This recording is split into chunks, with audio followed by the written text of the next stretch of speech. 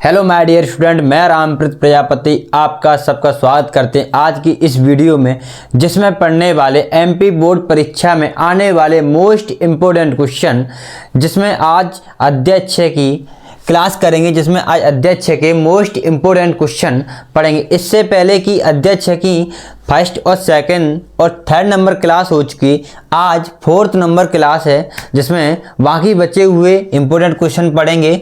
और इससे पहले की फर्स्ट सेकंड और थर्ड नंबर वीडियो में इम्पोर्टेंट क्वेश्चन कुछ पढ़ चुके हैं। अगर आप लोगों ने अभी तक फर्स्ट और सेकंड थर्ड वीडियो 6 अध्याय की नहीं देखी तो उन्हें पहले ज़रूर जाकर देख लें, क्योंकि वहाँ सारे इम्पोर्टेंट क्वेश्चन काफ़ी पढ़ा चुके हैं। उसके बाद जो बाकी बचे हुए क्वेश्चन है वो फोर्थ नंबर है, तो पहले वहाँ से पढ़ लें, उसके बाद यहाँ से पढ़ें, ठीक है।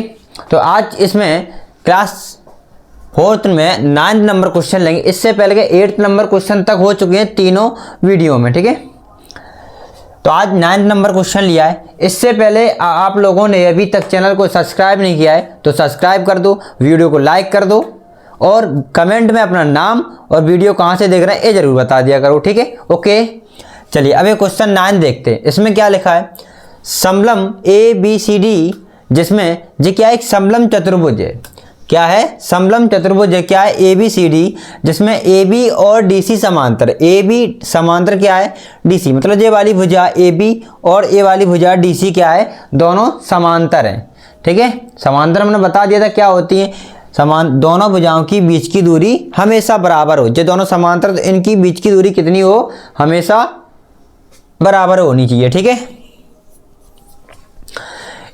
विकर्ण AC और BD, विकर्ण क्या है, AC हो गया, AC इसको क्या बोलते हैं, विकर्ण A से C तक, ये क्या हो गया विकर्ण, और BD ये वाला विकर्ण, ये दोनों विकर्ण हैं। ये क्या है, विकर्ण है, परस्पर O पर प्रतिच्छेद करते हैं। परस्पर O पर, जो O बिंदु है उन पर प्रतिच्छेदी दोनों बिंदु कहाँ मिल रहे हैं, O बिंदु पर, ठीक है। दोनों जो विकर्ण हैं BD और AC विकर्ण दोनों कहाँ मिल रहे हैं, O पर। यहाँ पे क्या कर रहे हैं, इसको प्रतिच्छेद कर रहे हैं, मतलब एक दूसरे को काट रहे हैं।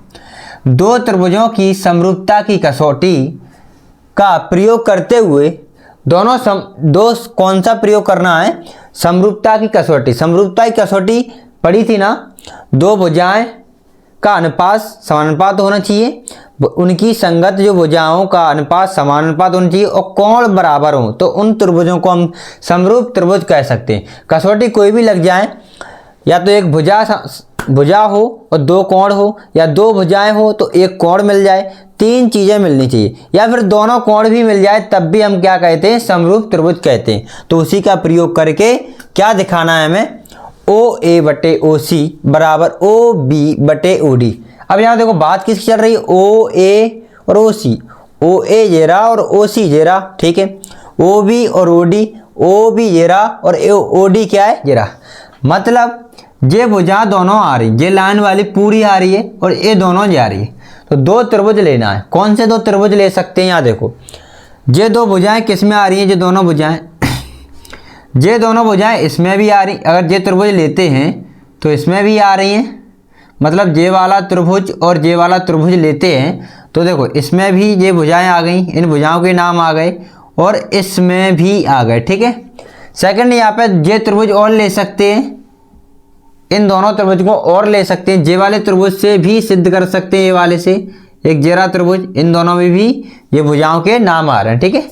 तो अपन कौन से त्रिभुज लेंगे, अपन ये दोनों लेंगे त्रिभुज। क्या लेना है, ये वाले त्रिभुज लेंगे, एक ये वाला AOV, एक क्या लेंगे COD, ये दोनों त्रिभुज यहाँ पर लेंगे, ठीक है। तो पहले देखो हल में क्या देखें, दिया क्या है, इसमें दिया है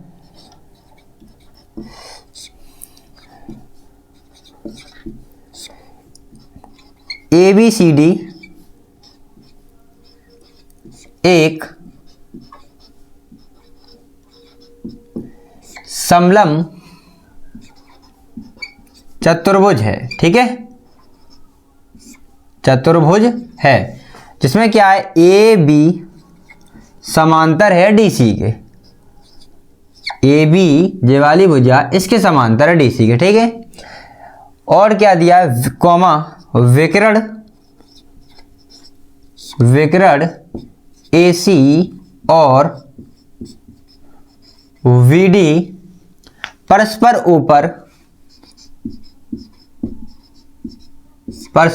ऊपर प्रतिच्छेद करते हैं। ये तो दिया है ना, अभी क्या लिखा है, जो दिया है वो लिखा है। अब यहां देखो, यहां दो त्रिभुज को समरूप दिखाते हैं, इस वाले को और इस वाले को। इस त्रिभुज को ले लो ए ओ वी। कौन सा लेंगे त्रिभुज हम? त्रिभुज ए ओ वी। और कौन सा लेंगे इधर? इस नीचे वाला त्रिभुज ले लो सी ओ डी। ये ले लो त्रिभुज सी ओ डी में, ठीक है। अब इन दोनों त्रिभुजों में देखो, ए ओ वी और सी ओ डी में देखो, दोनों में तो देखना क्या है, इन दोनों त्रिभुजों को समरूप दिखाना है। अब यहाँ पे एक चीज ध्यान देखो कि ए बी और डी सी क्या है, समांतर लाइन है। और एक चीज मैं बताई थी, जब दो लाइन समांतर हो, इस टाइप से दो लाइन क्या हो, समांतर हो, एक लाइन ऐसे जाए, यानी इस दोनों लाइन को क्या करे, प्रतिच्छेद करे। एक लाइन जा रही है, ये दोनों लाइन को क्या कर रही है, प्रतिच्छेद कर रही है। तो यहाँ पे क्या होता है, लाइनों के अंदर बनने वाले एंगल, मतलब एक तो इस साइड बने, एक तो इस साइड बने और एक इस साइड बने, ये दोनों एंगल कैसे होते हैं, बराबर होते हैं।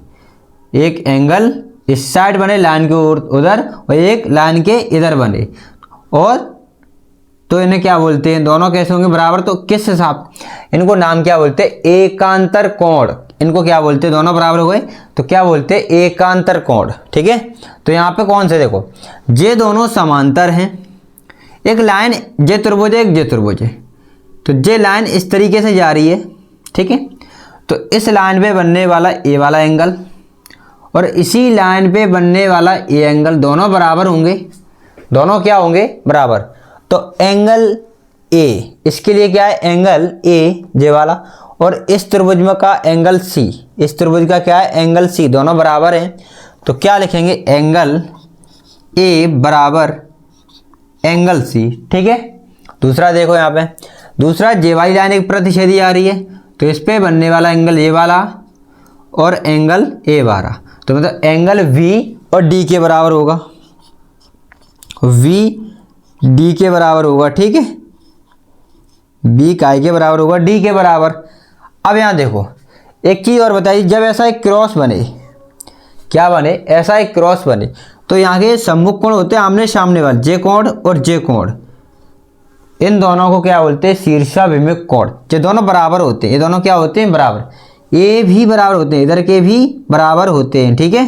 इधर भी क्या होते हैं, बराबर, इनको भी शीर्षाभिमुख, क्रॉस पे आमने सामने वाले क्या होते हैं, शीर्षाभिमुख कोण। तो यहाँ देखो क्रॉस ये बन रहा, देखो ये गया और ये गया, इस त्रिभुज का एंगल ये वाला, इस त्रिभुज का एंगल ये वाला, और इस त्रिभुज का एंगल ए वाला, ठीक है। इस त्रिभुज का जे और इसका ए। तो इसको लिखेंगे कैसे, सी ओ डी, क्या लिखेंगे, इस वाले को क्या लिखेंगे, सी ओ डी। ऊपर वाले को कैसे लिखेंगे, ए ओ डी, ए ओ बी, ए ओ बी, ठीक है। ये दोनों बराबर, इनका नाम क्या देंगे, शीर्षाभिमुख।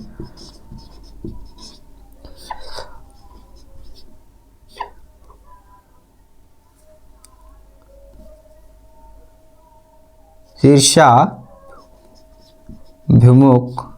कोण, ठीक है। और इन दोनों को क्या बोलेंगे, एकांतर कोण, एकांतर कोण, ठीक है। इन दोनों को क्या बोलेंगे, एकांतर कोण। यहाँ पे तीन कोण बराबर दिखा दी दोनों त्रिभुज के, तो हम कह सकते हैं कोण कोण कोण, यानी एंगल एंगल एंगल, यानी एंगल को ए से दर्शाते हैं तो ए समरूपता से, समरूपता से ये दोनों त्रिभुज कैसे हैं, समरूप। तो इसको नाम क्या लिखेंगे, ए ओ बी लिख दो, चलो त्रिभुज ए ओ वी समरूप किसके होगा। अब देखो इधर कैसे नाम लिखेंगे, इधर तो लिख दिए सी। अब देखो एक एंगल जो है, ए एंगल है सी, ए एंगल किसके बराबर है, सी के, तो ए पहले आया है, तो इस वाले त्रिभुज का एंगल कौन सा आएगा, सी। इसको क्या लिखेंगे, सी, ठीक है। अब इसमें आया है ओ, और इसका ओ और इसका ओ दोनों बराबर, तो ओ इसमें आएगा। अब क्या बचा इसमें, डी। ये दोनों त्रिभुज कैसे कैसे यहाँ पे समरूप हैं, ठीक है, एक ऐसे त्रिभुज हैं दोनों समरूप। अपन को सिद्ध क्या करना है, ओ ए बटे ओ सी, ओ बी बटे ओ डी। अब यहाँ देखो दो त्रिभुज ए वाले हम समरूप चेक कर चुके हैं। समरूप त्रिभुज की संगत भुजाएं कैसे होती है, समान अनुपातिक होती हैं, ठीक है। मतलब अब इसकी भुजा ओ ए के दूसरी भुजा क्या होगी, दूसरे त्रिभुज की क्या है, ओ सी, ठीक है। क्या लिखेंगे, यहाँ पे लिखेंगे, यहाँ लिख रहा है, ठीक है, क्योंकि इसको हटा रहा है, इसको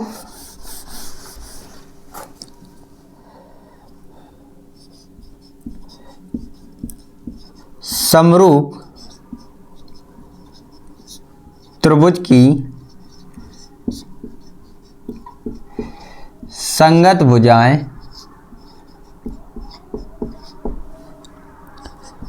समानुपाती होती हैं, समानुपाती होते हैं, ठीक है। समरूप त्रिभुज की संगत भुजाएं कैसी होती हैं, समानुपाती। तो हम कह सकते हैं इस वाले त्रिभुज की भुजा कौन सी होगी, ओ ए। हमको ओ ए चाहिए। अब देखो क्या ओ ए के बटे में ओ सी आ रहा है कि नहीं, इस वाले त्रिभुज की ओ ए के साथ संगत ओ सी होगी कि नहीं, देख लो।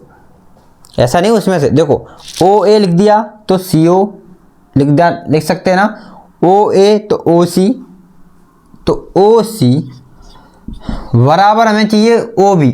इस त्रिभुज की ओ बी भुजा ले लो, ओ बी ये रही, तो ये किसके संगत होगी, देखो ओ बी इसमें कहाँ आ रहा है, जा रहा ओ बी, तो इसमें कहाँ लास्ट में ओ डी, तो जे वाली भुजा संगत है इसकी,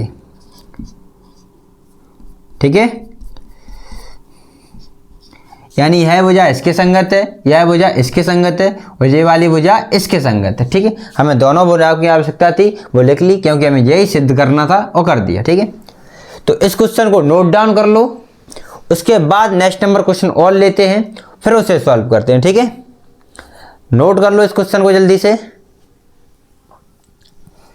चलो अब नेक्स्ट नंबर क्वेश्चन लिया, इसे देखते हैं। और इसमें क्या लिखा है, प्रश्न नंबर 10 लिया है, इसको देखो। लंबाई 6 मीटर वाले एक ऊर्ध्वाधर स्तंभ की ऊंचाई पर छाया की लंबाई 4 मीटर है। इसका मतलब देखो, जो 6 मीटर लंबाई वाला एक स्तंभ कैसा है, एक स्तंभ है 6 मीटर लंबाई वाला, एक स्तंभ कैसा है, देखो यहाँ पे देखो 6 मीटर लंबाई वाला एक स्तंभ है, इसकी लंबाई कितनी है, 6 मीटर, ठीक है। ये हो गया।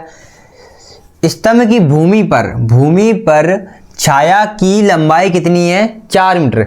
जो ये स्तंभ है 6 मीटर का, ये भूमि है, और भूमि पर इसकी छाया कितनी आ रही है, 4 मीटर। कितनी आ रही है, 4 मीटर, ठीक है। ये बना दो। जब उसी समय एक मीनार की छाया की लंबाई 28 मीटर है, तो मीनार की ऊंचाई ज्ञात करना। अब मीनार की ऊंचाई ज्ञात करनी है, जबकि उसी समय मीनार की छाया की लंबाई कितनी, 28। तो एक मीनार बना लो यहाँ पे, एक जगह क्या बन गया, मीनार। इसकी छाया पता है 28 मीटर है, कितनी है, 28 मीटर है इसकी छाया। इसकी कितनी है, 4 मीटर। तो क्या निकालना, इसकी ऊंचाई निकालनी। मीनार की ऊंचाई को मानेंगे h मीटर, ठीक। इसको मिला दो इससे, इस बिंदु को इससे मिला दो। यहाँ क्या है, एक सीधा स्तंभ खड़ा है, एक सीधा मीनार खड़ा है, तो इस समकोण बनेगा 90 डिग्री का। कितने के बनेंगे, 90 डिग्री के। अब देखो जो सूरज है ना, यहां से सूरज निकल रहा है, क्योंकि जो स्तंभ है, एक स्तंभ ऐसा खड़ा हुआ है। अब स्तंभ की सूरज इधर से पड़ेगा तो उसकी छाया इधर ही आएगी ना, तो छाया इस तरह गई। अब 6 मीटर का क्या है, एक स्तंभ है, तो इसकी छाया कितनी है, 4 मीटर। तो उसी समय क्या हुआ है, इन दोनों के क्या है जी, इसका क्या है, मीनार है, जो इसकी ज़्यादा ऊंचाई होगी। उसी समय की बात चल रही है ना। मान लो दिन के बज रहे 12, अब 12 बजे धूप के हिसाब से छाया इसकी 4 मीटर है। अब यहाँ पे क्या है, जो ऊंचाई h मीटर है पता नहीं कितनी, लेकिन ये कितनी है, छाया 28 मीटर है। इसकी कितनी मीटर है, छाया जो है वो 28 मीटर है। तो यहाँ इतना तो पता लगा सकते हैं, अगर ये 4 मीटर है तब इसकी जो ऊंचाई है वो 6 मीटर ज़्यादा है। तो यहाँ पे तो छाया कितनी हो गई, 28 मीटर हो गई। तो ये मीनार की ऊंचाई तो ज़्यादा ही ज़्यादा होगी 28 से, इतना तो पता ही है। ठीक है, एक ही समय मतलब अगर एक ही समय की बात करें तो इनके बीच कोण बन रहा है, कोण बनेंगे ना तो वो बराबर बनेंगे। इस वाले त्रिभुज का जे एंगल और इस वाले त्रिभुज का जे एंगल दोनों के कैसे बनेंगे, बराबर होंगे। कैसे होंगे, बराबर होंगे ना। क्यों होंगे, क्योंकि जे आकृति और ये आकृति, बस इसको एक बड़ा किया गया है। इस आकृति को क्या किया गया, बड़ा किया गया है। मान लो ये आकृति है तो जो छोटी आकृति है एक स्तंभ बना है और जो बड़ी आकृति मीनार बना है। तो आकृति क्या है, आकृति तो सेम है ना। ये वाला खंबा है तो ऐसे एक ये खंबा की तरह है, ये ऊंचा है पर लंबा ज़्यादा, तो आकृति को बड़ा किया गया है। तो इसकी छाया कम, उसकी छाया ज़्यादा, तो दोनों आकृतियों को बड़ा कर दिया गया। अगर इसकी आकृति को बड़ा करेंगे तो छाया भी बढ़ेगी और ऊंचाई भी बढ़ेगी। तो इसमें क्या बढ़ गई, छाया बढ़ गई और ऊंचाई बढ़ गई। तो हम अगर देखो यहाँ जूमिंग हो रही है, जूम हुआ है, जो जूम होकर जैसा दिखा है, तो हम इन दोनों त्रिभुजों को समरूप तो होंगे ही होंगे। दोनों त्रिभुज समरूप होंगे ना, तो चेक कर लेते हैं दोनों त्रिभुज कैसे होंगे, समरूप। अब देखो यहाँ समरूप ही क्यों होंगे, देखो यहाँ पे एक चीज, ये 90 डिग्री का इस त्रिभुज में, उस त्रिभुज में कितने का है, 90 का। एक कोण बराबर हो गए। दूसरा देखो जो एक कोण जे वाला है, यहाँ का कोण है और यहाँ का, दोनों बराबर होंगे। क्यों बराबर होंगे, क्यों बराबर होंगे बताइए। क्योंकि इनके कोण तो बराबर रहेंगे, क्यों, समय तो वही है ना, टाइम तो एक ही है। सूरज की सूरज की जो किरणें हैं वो तो बराबर ही निकल रही दोनों के लिए, क्योंकि एक ही समय की बात चल रही है। एक ही समय की बात चले तो उनके बीच में कोण तो बराबर बनेंगे और यहाँ पर भी कोण बराबर रहेंगे। लेकिन अपन को दो कोण मिल गए, अपन कोण समरूपता से इन दोनों त्रिभुज को क्या कहेंगे, समरूप। इनके नाम दे दो ए वी सी और इसका नाम दे दो पी क्यू आर। ठीक है, यहाँ दिया क्या है, देखो हल देखो, दिया गया है स्तंभ है, स्तंभ की ऊंचाई कितनी है,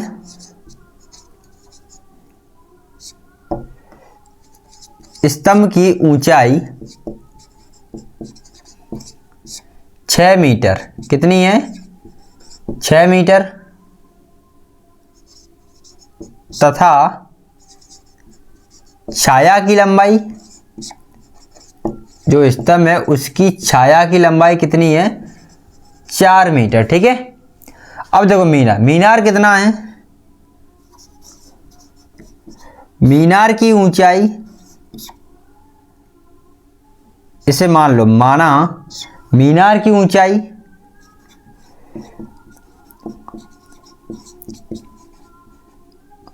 h मीटर।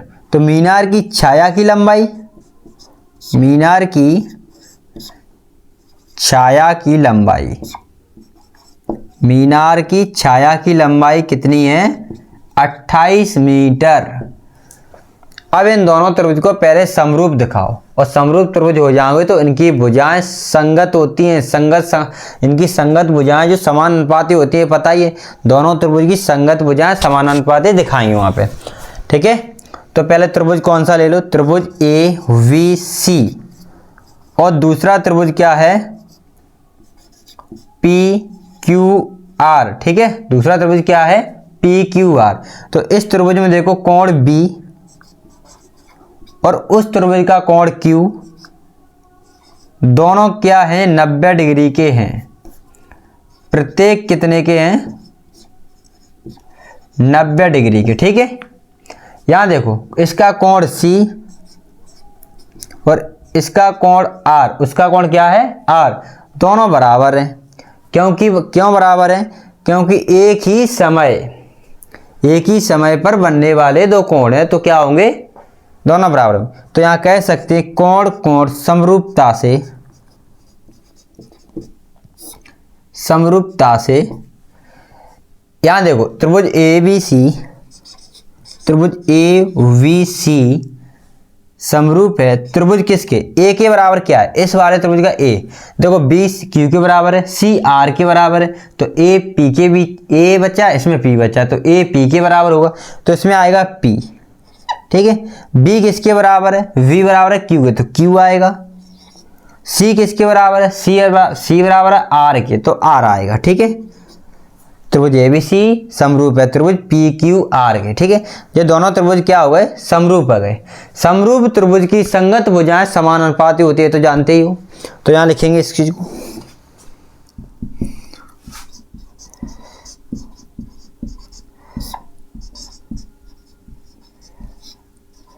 समरूप त्रिभुज की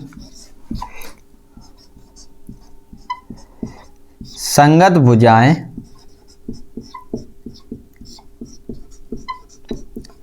समानुपाती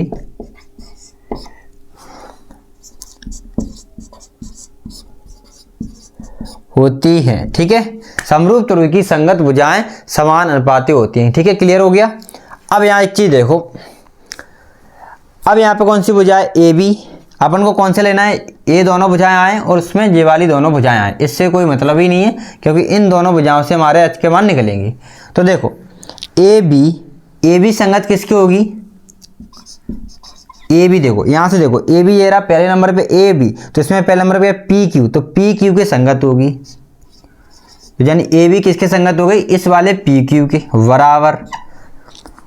दूसरी क्या है, बी सी लिखा है, तो देखो वी सी दूसरे नंबर पे बी और सी, तो बी सी, तो इसमें ऐसे क्या लिखा है पी क्यू आर, तो बी सी किसकी होगी,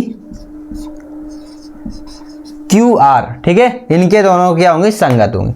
बी सी ये रहा और क्यू आर ये रहा, यानी छाया के संगत होगी, ऊंचाई के संगत होगी। अब निकाल लो, ए बी का मान कितना है, ए बी का मान 6 है, पी क्यू का मान कितना है, वो पी क्यू, हाँ पी क्यू कितना है एच, बराबर वी सी कितना है 4 और क्यू आर कितना 28। अब यहां देखो, अगर जे वाली संख्या कट रही है तो काट दो, क्या है 4 एकम 4, 4 7 28, 1/7 आ गया। अब यहाँ पे कर दो क्रॉस मल्टीप्लाई। क्रॉस कैसे करो, इस h का एक में होगा मल्टीप्लाई, क्रॉस मल्टीप्लाई, तो क्या आएगा, यहाँ देखो h का गुणा एक में करें तो h ही आएगा, h का एक है ना, ये एक है एक, तो एक का गुणा इस h में करेंगे तो कितना आएगा, h का गुणा इस एक में करें तो कितना आएगा, h ही आएगा, बराबर इस 6 का गुणा 7 में करेंगे, 6 का गुणा 7 में, तो 6 गुणा 7 हो गए, और h बराबर क्या आएगा 7 6 42 मीटर। ये h का मान कितना आ गया 42, और h क्या नहीं, मीनार की ऊंचाई ज्ञात करनी थी, और मीनार की ऊंचाई है ना जी, अतः मीनार की ऊंचाई, अतः मीनार की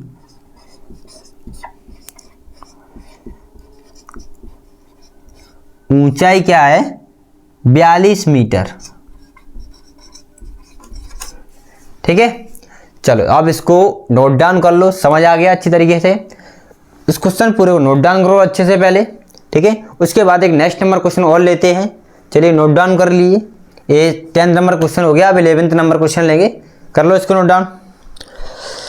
चलिए अब नेक्स्ट नंबर क्वेश्चन में क्या लिया है, 11th नंबर क्वेश्चन लिया है, इसे देखते हैं। लिखा यदि कोई रेखा एक त्रिभुज ABC की भुजाओं, देखो त्रिभुज ABC बनाए, त्रिभुज ABC बनाए, त्रिभुज ABC की भुजा AB और AC, ये वाली भुजा AB जो हो गई और AC जो हो गई, AC को क्रमशः D और E, D कहाँ है, D और E, मतलब AB पर भुजा D, AB पर क्या है D, और AC पर होना चाहिए E, पर प्रतिच्छेद करे। देखो प्रतिच्छेद कर रहा है, यानी इस लाइन पे एक D बिंदु ऐसे जा रहा है जी, एक E ऐसे जा रहा है, दोनों बिंदु मिल रहे हैं। ठीक है, करे तथा भुजा BC के समांतर हो, मतलब एक लाइन क्या है D लाइन जा रही है जो AB को और AC को प्रतिच्छेद कर रहा है, और ये लाइन क्या है D, ये BC के समांतर है, क्या है BC के समांतर है।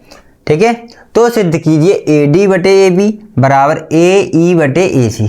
यहाँ पे देखो अभी तक त्रिभुज थेल्सफिर में पढ़ते थे, तो एक भुजा त्रिभुज में समांतर होती थी इस प्रकार, तो हम क्या लिखते थे ए बी ए डी बटे ए डी, इतनी भुजा के बटे में क्या लिखते हैं वी डी। इसी प्रकार उस साइड देखो ए ई के बटे में क्या आता है ई सी क्या आता है उसके बटे में, ठीक है। तो ये क्योंकि थेल्स प्रमेय से, क्यों जब ये दो भुजा समांतर हो, तो दो भुजा समांतर है यहाँ पे, तो हम कहेंगे दिया क्या है हमें, दिया है देखो हल, त्रिभुज ए बी सी में भुजा ए बी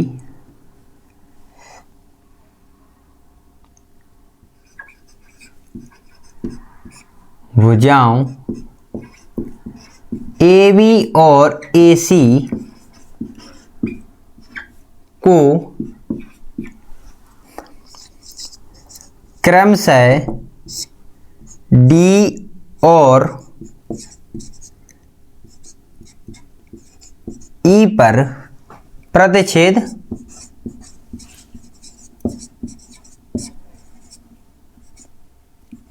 करता है, ठीक है, या करते हैं। ये क्या है, क्रमशः डी और ई पर प्रतिच्छेद करते हैं, ठीक है। भुजा ए बी को डी और भुजा ए सी किस पे ई पर ई प्रतिच्छेद करते हैं। अब यहां देखो और क्या दिया है, डी ई समांतर है वी सी के, डी ई समांतर बी सी, तो हम त्रिभुज ए बी सी में थेल्स प्रमेय लगा देंगे। क्या लगाना है, त्रिभुज ए बी सी में थेल्स प्रमेय से, थेल्स प्रमेय से, ठीक है, थेल्स प्रमेय से। अब यहां देखो थेल्स प्रमेय लगाते हैं त्रिभुज में, जब भुजाएं समांतर हो तो क्या करते हैं, ऊपर वाली एक भुजा लो, ये वाली इस साइड की, तो ए डी के बटे में क्या आएगा, ए डी के बटे में क्या आएगा वी डी, ठीक है, नीचे वाला, या डी भी लिख दो या वी डी लिख दो बराबर। उस साइड की भुजा देखो ए ई और नीचे वाली भुजा क्या है, नीचे वाली ई और सी, ई सी। अब यहां देखो थेल्स प्रमेय से अपॉन में लिख गया ए डी बटे वी डी, उधर क्या लिख गया ए ई बटे ई सी लिख गया इधर। अब यहां देखो लाना क्या है, ए डी बटे ए बी लाना है, ए डी बटे ए बी ये पूरा लाना है। अब यहाँ पे ए डी तो रखना है ना, बी डी को हटाना है, वी डी हटेगा, आएगा क्या ए बी। अब देखो यहाँ पे इनका व्युत्क्रम कर दो, वी डी ऊपर पहुंचा दो, ए डी इधर नीचे ला दो। देखो जब व्युत्क्रम क्यों कर रहे हैं अभी समझ नहीं आएगा, अब देखो और करेंगे तब समझ आएगा। पहले व्युत्क्रम करो इनके, व्युत्क्रम करने पर दोनों पक्षों का करना है ना, करने पर दोनों पलट दो, डी वी ऊपर जाएगा डी वी, नीचे क्या आएगा ए डी बराबर ई सी ऊपर जाएगा ई सी ऊपर जाएगा, ए ई नीचे आएगा, ठीक है। अब दोनों पक्षों में एक जोड़ दो, क्या कर दो, एक जोड़ दो। तो देखो यहाँ पे इधर जोड़ते, ठीक है,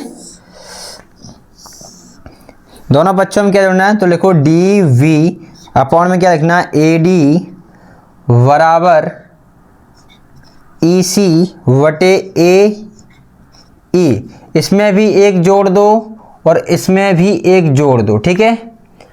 अब यहाँ इसके बटे में कुछ नहीं तो एक मान लो, दोनों के बटे में क्या मान लो एक, क्योंकि अब भिन्न बन गई, ए डी इधर क्या एक, इन दोनों का लेंगे एलसीएम, ए डी ले लिया, तो ए डी से तो ए डी कट गया, तो एक बचा, एक ए डी का ए डी में भाग देंगे तो एक बार एक का गुणा डी बी में कर दो, डी और वी प्लस एक का भाग ए डी में देंगे तो ए डी बार ही आएगा, ए डी का गुणा इस एक में करेंगे तो ए डी आ गया बराबर ए ई, यहाँ पे क्या आएगा ए ई, इधर देखो ए ई और ए ई का भाग देंगे तो एक बार जाएगा, एक का गुणा ऊपर करो तो ई सी ही रहेगा प्लस एक का भाग ए ई में देंगे, एक का भाग ए ई में देंगे तो कितनी बार जाएगा, ए ई बार जाएगा ना, तो इस ए ई का गुणा एक में हो जाएगा। अब यहाँ एक चीज देखो, जो वी डी है और ए डी है प्लस लिखा लगा है, वी डी से वी जे रहा, डी से वी प्लस ए से डी, ठीक है, यही तो लिखा है वी से डी, वी से बी से डी जे रहा और ए डी ये लिखा है, ए डी ये लिखा है, इन दोनों को जोड़ लिखा है ना, इसका और इसका जोड़, तो इन दोनों की जोड़ करके हम क्या लिखेंगे, ए वी पूरा लिख सकते हैं ना, ए वी, तो ऊपर लिखेंगे ए बी वटे ए डी, नीचे तो है ही ए डी। इधर देखो इसी प्रकार ई सी, ई सी जे वाली भुजा हो गई, प्लस ए ई जे वाली, ए और ई ए वाली भुजा हो गई, और इन दोनों का जोड़ है इसका और इसका, तो इनकी जगह क्या लिखेंगे, ए सी पूरा क्या लिखेंगे, ए सी बटे में क्या आएगा, ए ई। अब यहाँ पे देखो क्या ऐसे लाना था, ए डी बटे ए बी लाना था, अपन लाए क्या, ए बी बटे ए डी, फिर इनका व्युत्क्रम कर दो, फिर पलट दो इनको, ए डी ऊपर ए बी नीचे, तो व्युत्क्रम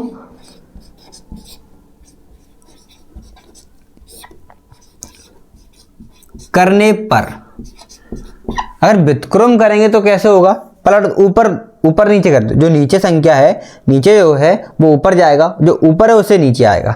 व्युत्क्रम करेंगे तो यहाँ लिखेंगे ए डी वटे क्या आएगा, ए बी बराबर ए ई कहाँ जाएगा, ऊपर, ए ई कहाँ जाएगा ऊपर, ए सी कहाँ आएगा नीचे, ए सी किधर आएगा नीचे, तो ए सी नीचे लिख दो। ठीक है, क्या यही सिद्ध करना था, देखो ए डी बटे ए बी और ए ई बटे ए सी, यही सिद्ध करना था। ठीक है, हो गया, समझ आ गया। अब इसको नोट डाउन कर लो, एक बार वीडियो में समझ नहीं आएगा तो क्या करना है तुम्हें, एक बार देखो पूरी कंप्लीट, उसे एक बार पूरी देखो, उसके बाद उसे रिपीट फिर करो, फिर से वीडियो देखो उसको। ठीक है, एक बार वीडियो देख लो और फिर से दोबारा इस पूरी वीडियो को फिर देखना, फिर अच्छे से समझ आएगा। ठीक है, तो सारे क्वेश्चन हो गए। अब जो बाकी एक क्वेश्चन या दो क्वेश्चन बचे होंगे बस, तो नेक्स्ट नंबर क्लास लेकर आएंगे और उसमें करा देंगे, और फिर सारे 6 अध्याय के मोस्ट इंपोर्टेंट क्वेश्चन जो लिए गए थे वो सारे वहाँ पे ख़त्म हो जाएंगे। उसके बाद अगले चैप्टर की तरफ देखेंगे। तो अभी तक चैनल को आप लोगों ने सब्सक्राइब नहीं किया है तो सब्सक्राइब कर दो, वीडियो को लाइक कर दो, कमेंट में अपना नाम और कहाँ से वीडियो देख रहे हैं जरूर बता दो, और वीडियो कैसी लगी है जरूर बता दो। शेयर कर दिया करो सारे उन दोस्तों को जो कक्षा 10वीं में हैं, इन साल इस वर्ष जो कक्षा 10वीं में एमपी बोर्ड परीक्षा देने वाले हैं, उन सारे दोस्तों को, जितने भी हैं उन सारों को शेयर कर दिया करो, क्योंकि उन्हें भी सारे इम्पोर्टेंट क्वेश्चन मिल सकें, जिससे वो भी इम्पोर्टेंट क्वेश्चन पढ़ सकें और इसका बेनिफिट उठा सकें। ठीक है, तो टेक केयर, अपना ख्याल रखना और वीडियो को पूरा दोबारा जरूर देखना। ठीक है, और क्वेश्चन लगाते रहें, रिपीट जरूर करते रहें। ठीक है, अपना ख्याल रखना, टेक केयर, पढ़ते रहें। ओके।